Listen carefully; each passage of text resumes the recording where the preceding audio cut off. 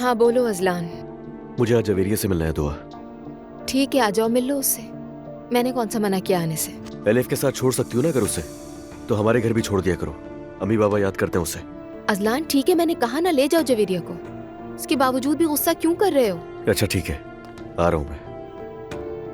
पागल कहीं का। अब भी गुस्से में है? नहीं, गुस्सा तो वो मुझ पर है। मुझसे मसले उसे। लेकिन क्यों, क्या वजह है? क्या पता, कोई वजह नहीं है, लेकिन ये नॉर्मल है उसके लिए।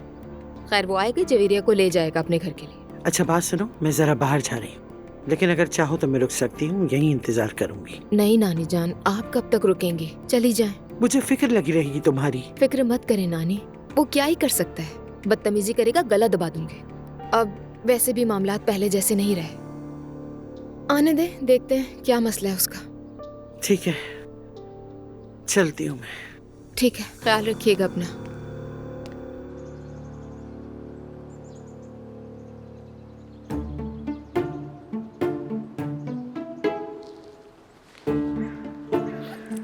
अब आखिर ये मुझे बुलाकर कहाँ रह गया है यार?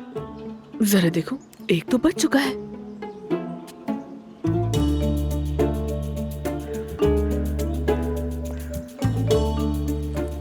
इंतजार कर लेती हूँ।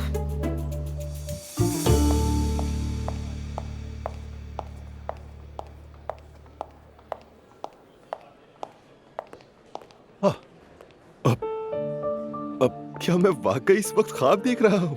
आज तो मैंने रोजा भी नहीं रखा था। रेहान, क्या तुमने जिंदगी में कभी रोजा रखा है? तुम जानती हो कि मैं हमेशा सफर में रहा हूँ, लेकिन मैंने बचपन में रोजा रखा था। खैर छोड़ो ये बात, तुम यहाँ पर क्या कर रही हो? क्या उमर से मिलने आई हो? नहीं, मैं अब यहाँ काम करूंगी। इसका क्या मतलब है? ये कि मैं यहाँ कुछ अरसे काम करूंगी, अब समझे? क्या कह रही हो? मशरिकी वुस्ता में सूरत हाल बदल रही है। वाकई उमर की जुर्रत को सलाम है। अच्छा बताओ, ये आदमी वाकई प्यार करता है तुमसे? हाँ, क्या तुम्हें अभी पता चला है? यकीन नहीं आता मुझे।